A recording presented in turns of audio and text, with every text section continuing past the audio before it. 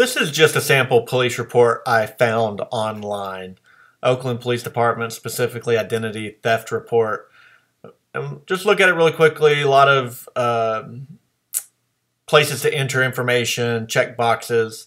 And then we get down here and we see attached the following synopsis of incident in chronological order. See the reverse. I don't know if there's there's not a spot on this form to actually fill it out. So I'm probably looking for another form.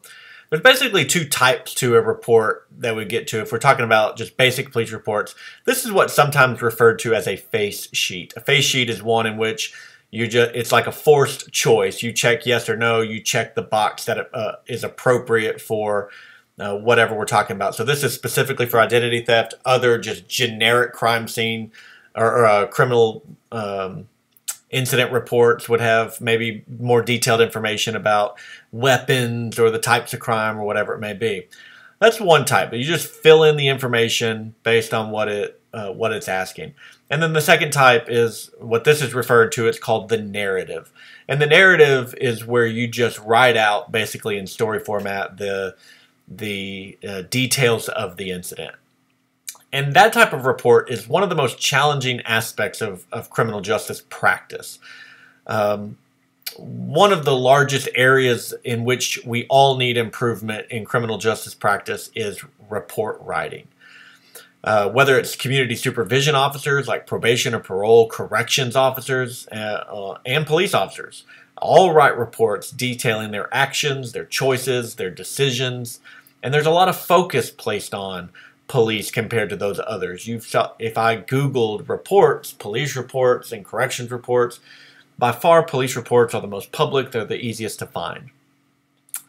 So in order to successfully prosecute offenders, police reports need to be positive, good, efficient, whatever the words we want to use. It all comes down to one thing. Bad reports lead to dismissed cases. And a lot of people understand the principles of report writing, but get stuck with getting started. So here's a simple format to start every report.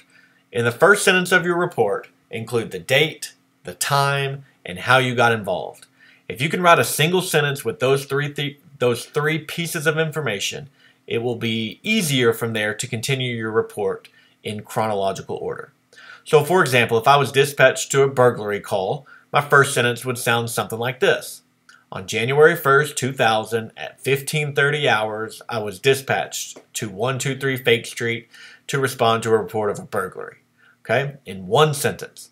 Or maybe I saw something as I was driving around on patrol. I could write, on September 28th, 2015, at 0900 hours, I was driving north on Main Street when I saw William Marbury throw a rock through a car window of a vehicle parked on the southeast corner of Main Street and First Street. Doesn't really matter what the call is about. You can always start your report with the date, the time, and how you got involved.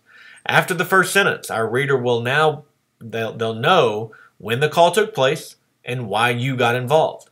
We can answer further questions with the rest of the report. If you start with this format, date, time, and how you got involved, you won't have to sit down and start thinking about how to start your report. You'll just start writing, and that'll make the whole thing easier.